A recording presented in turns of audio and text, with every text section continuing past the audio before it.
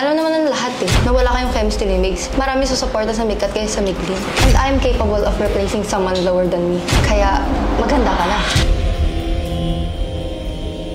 Ano akala mo natakot ako sa'yo? Asa ka. Option ka lang. Kaya ka nga andyan eh. Temporary. Ibig sabihin, never siya magiging masaya sa'yo. Tsaka why not ako, Hailey, diba? Maganda naman ako. Matalino. Talented. Mabait rin ako. Kaya lahat ng hindi mo nagagawa kay Hailey, kaya ko siyang i-treat ng mas better sa'yo. Diba, Hailey? Sa lahat ng pwede niyang pagpilian na ka-love team, ako yung pinili na. Kaya panigurado sa 2026, ako pa rin. Mali. Ikaw, dyan ka lang kasi papansin ka lang.